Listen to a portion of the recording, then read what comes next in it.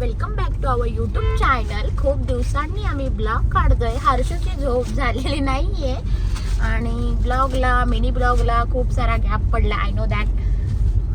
दक्षूला काय शांत बसवत नाहीये आणि इलेक्शन होतं आज आणि माझ्यावर अशी कंडिशन आली की भावाचं लग्न आहे उद्या आणि आम्ही आत्ता ऑन द वे चाललेलो आहे भावाच्या लग्नासाठी. 3 ते 4 दिवस आधी जायचं प्लॅनिंग होतं पण इलेक्शनमुळे नो चान्स. ते पण घरातलंच असल्यामुळे आम्हाला काय हलता आलं नाही. हो ना बाळा? कसं सो आता ऑन द वे.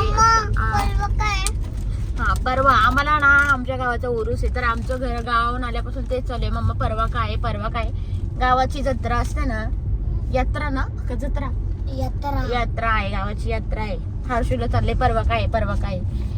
सो परवा ते 2-3 दिवस अजून बिझी शेड्यूल जातील. त्यानंतर रेग्युलर आमचे डेली ब्लॉग आणि ब्लॉग येतील. खूप सारा गॅप पडलाय आणि मला हे माहिती आहे की खूप जण वेटिंग वरती आहेत. वोटिंग झालं आता. वेटिंगला आहेत की ब्लॉग पडायच्या. ब्लॉग का पडत नाहीयेत. सो आजचा ब्लॉग कंटिन्यू करा. जे काय असेल ते उद्याचं लग्न वगैरे सगळे यामध्येच दिसेल. सो आता आम्ही ऑन द वे आहे पवना मार्गी. आता वाजले जवळजवळ 9:30 आणि इकडे आम्हाला भूक लागलेली आहे. कधी पोहोचणार? अजून अर्धा पाऊण तास. आणि माझं बेबी हाय कर ना. बेबी तुला सगळेजण मिस करत असतील. कुठे गेले हर्षू? दिसत का नाही खूप दिवस? तर गाईस हा माझा हर्षू आणि मी जात होते प्रचाराला वगैरे दौऱ्याला वगैरे त्यामुळे पिलू माझ्या घरी असायचं आणि मी बाहेर असायची. सो आमची गाठ भेटच होत नव्हती. सकाळी मम्मा गेली की रात्री जायची. सो पिल्लू मध्ये भेटतच नव्हतं मला आणि आता भेटत आहे. सो डेली ब्लॉग साठी तुम्ही कंटिन्यू स्टेट येऊन आणि आता बघू पोस्टवर दाखवते. मम्मा आणि लगेच नको लावू. म्हणून घेणार नाही. माझ्याकडे कोणी येऊच नका. नको ज्ञानेश्वरी नको. लय दमले मी दम. प्रेमाने हा लावा. तुला चालायला लावा या.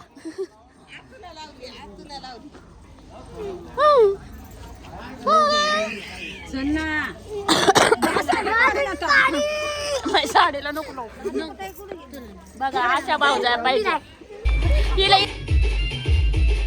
मला जायला लेट झालं होतं. हळद लावून झाली होती आणि पारंपरिक पद्धतीने आमचा लग्न विवाह झाला होता. हा लग्न सोहळा आणि मग गेल्याच हळद लावायला घेतली मी त्याला कारण उशीर झाला होता. मी शेवट हळद लावली.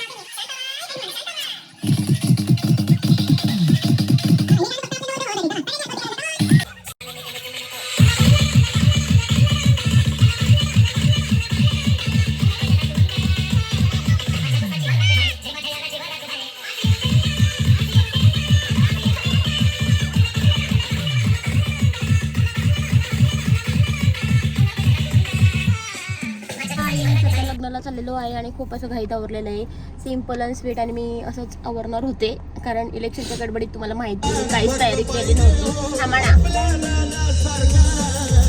काहीच तयारी केली नव्हती. त्यातल्या त्यात जे काही मला भेटलं ते पटकन आवरून घेतलेलं आहे मी. कारण पूर्ण दिवस माझे इलेक्शन. ही माझी बहिणाबाई मेकअप शेकअप करून आली होती मला ठेवून. ही माझी भाची बाई. हाय कर बाबी, हाय बोल हाय.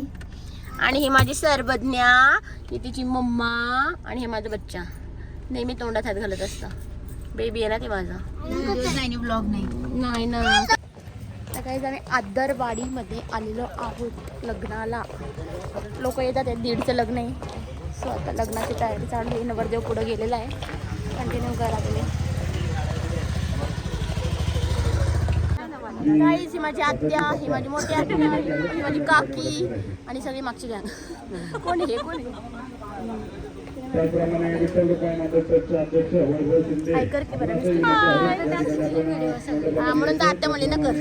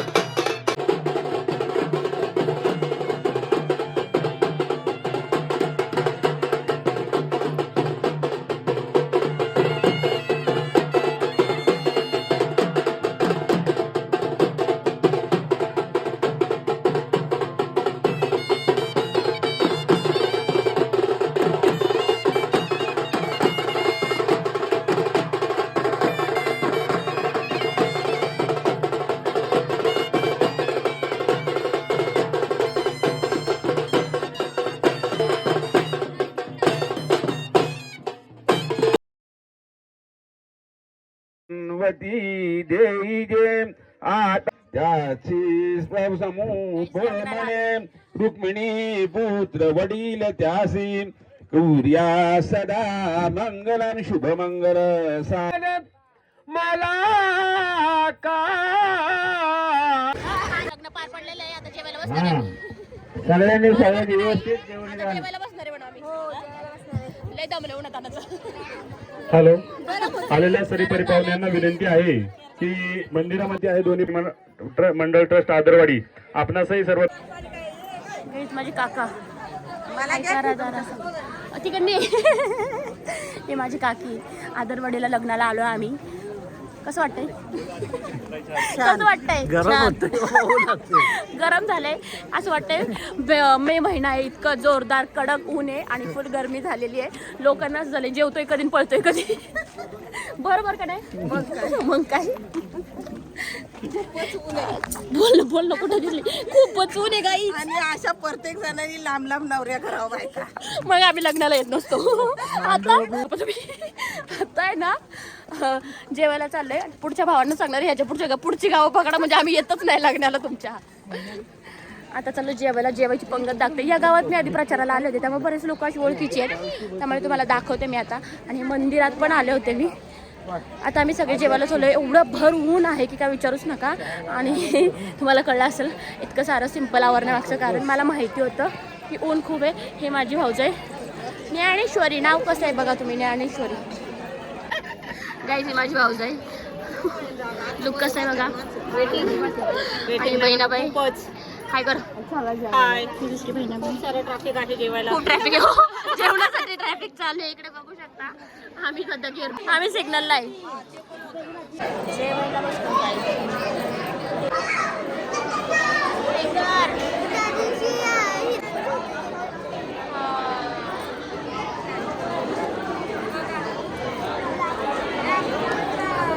जेवण झालं उठून घ्या.